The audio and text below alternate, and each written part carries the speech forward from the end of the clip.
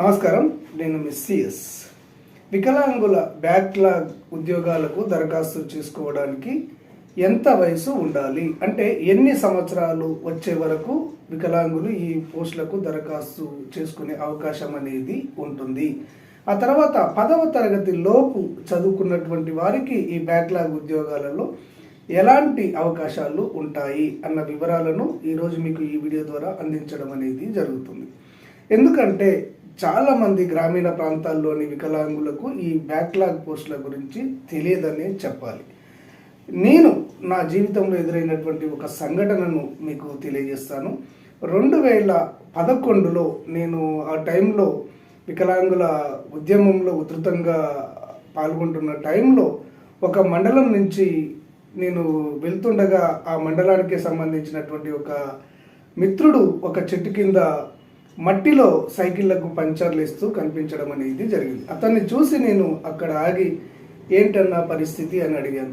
చూస్తున్నావు కదా తమ్మి, 1, 2 సైకిళ్ళు వచ్చినప్పుడు ఈ మట్టిలోనే ఆ సైకిళ్ళను పంచర్ చేసి 10, 5 వస్తే జీవితాన్ని గడుపుకుంటున్నాను, భార్య పిల్లలు ఉన్నారు, జీవితం దుర్భరంగా ఉంది అని చెప్పేసి అతను నాకు తెలియజేయడం అనేది జరిగింది. అప్పుడు అన్న నీ వయసు ఎంత అంటే 40 సంవత్సరాలు తమ్మి, అంటే ఈ సంవత్సరం వికలాంగుల బ్యాక్లాగ్ ఉద్యోగాలు పడుతున్నాయి, మీరు తప్పకుండా దరఖాస్తు చేసుకోండి అని చెప్పాను.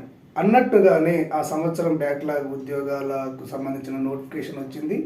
అతను దరఖాస్తు చేసుకోవడం అనేది జరిగింది. అతనికి వాచ్మెన్ ఉద్యోగం రావడం అనేది జరిగింది.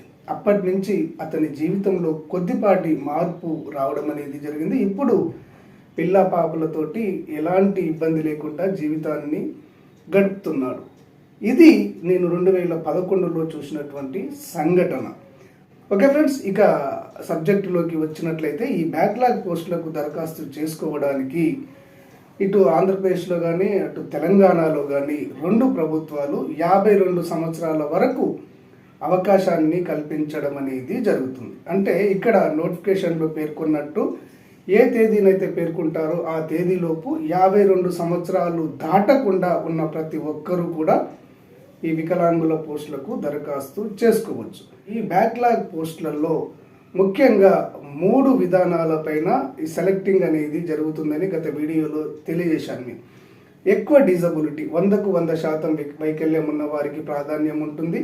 52 సంవత్సరాలకు దగ్గరగా ఉండి ఏజ్ బార్ అయ్యే వాళ్లకు ప్రాధాన్యం అనేది ఉంటుంది. ఎంప్లాయ్మెంట్ సీనియారిటీ ఎక్కువగా కలిగిన వారికి ప్రాధాన్యతను ఇస్తారు. ఈ 3 పైననే ఈ సెలక్షన్ ప్రాసెస్ అనేది జరుగుతుంది. కాబట్టి మీకు 50 సంవత్సరాలు వచ్చాయని, 45 సంవత్సరాలు దాటాయని మీలో నిరాశ రానివ్వకుండా మీరు ఈ పోస్టులకు దరఖాస్తు చేసుకుంటారని నేను ఆశిస్తున్నాను. ఇక ఈ 10వ తరగతి లోపు ఇక్కడ చదువుకున్నటువంటి వారికి ఎలాంటి అవకాశాలు ఉంటాయి అంటే, ఇక్కడ ఈ బ్యాక్లాగ్ ఉద్యోగాలలో డిఎస్సి పోస్టులు, నాన్ డిఎస్సి పోస్టులు అని 2 విధాలుగా భర్తీ చేయడం అనేది జరుగుతుంది. డిఎస్సి పోస్టులలో మాత్రము ఇక్కడ వయసుతో సంబంధం అనేది ఉండదు, వైకల్యంతో సంబంధం అనేది ఉండదు. డిగ్రీలో ఎవరికి ఎక్కువగా మార్కులు వస్తే వారికి ఆ ఉద్యోగాలను కేటాయించడం అనేది జరుగుతుంది. ఇక మనకు నాన్ డిఎస్సి పోస్టుల విషయానికి వస్తే ఈ నాన్ డిఎస్సి పోస్టులు ఎక్కువగా భర్తీ జరుగుతాయి. ఈ నాన్ డిఎస్సి పోస్టులలో 5వ తరగతి ఉత్తీర్ణతతోటి పోస్టులు ఉంటాయి, 7వ తరగతి ఉత్తీర్ణతతోటి పోస్టులు ఉంటాయి. ఇక్కడ 5వ తరగతి ఉత్తీర్ణతతోటి వాచ్మెన్ కానివ్వండి, కుక్ పోస్ట్ కానివ్వండి, కామాటి పోస్ట్ కానివ్వండి, స్కావెంజర్ పోస్ట్ కానివ్వండి, పిహెచ్ లేబర్ పోస్ట్ కానివ్వండి, ఇవన్నీ క్లాస్ 4కు సంబంధించినటువంటి ఉద్యోగాలన్నీ కూడా 5వ తరగతి ఉత్తీర్ణతతోటే భర్తీ చేయడం అనేది జరుగుతుంది. ఇక 7వ తరగతి ఉత్తీర్ణతతోటి ఇక్కడ ఆఫీసులలో ఆఫీస్ సబార్డినేట్ పోస్టులు కానివ్వండి, అటెండర్ పోస్టులు కానివ్వండి, ఇతర ఆఫీస్ వర్క్కు సంబంధించిన పోస్టులు ఏవైతే ఉంటాయో అవి 7వ తరగతి ఉత్తీర్ణతతోనే భర్తీ చేయడం అనేది జరుగుతుంది. మేము 10వ తరగతి వరకే చదువుకున్నాము, మాకు ఉద్యోగాలు రావు అని నిర్లక్ష్యం వద్దు. మేము 5వ తరగతి వరకే చదువుకున్నాము, మాకు ఉద్యోగాలు రావు, మేము 7వ తరగతి వరకే చదువుకున్నాము, మాకు ఉద్యోగాలు రావని నిరాశ పడకండి.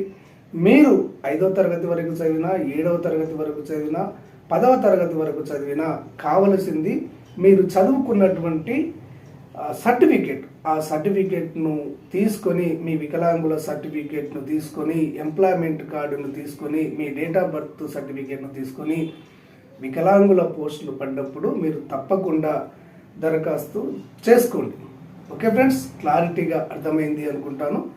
ఈ బ్యాక్లాగ్ పోస్టులకు సంబంధించినటువంటి ఎలాంటి నోటిఫికేషన్ ఏ జిల్లా నుంచి వచ్చినా కానీ వెంటనే అంతర్నేత్ర ఛానల్ మీకు తెలియజేస్తుంది. ఈ వివరాలు మీకు తెలియాలి అంటే అంతర్నేత్ర ఛానల్ను తప్పకుండా ఆదరించండి, సబ్స్క్రైబ్ చేసుకోండి. ధన్యవాదాలు.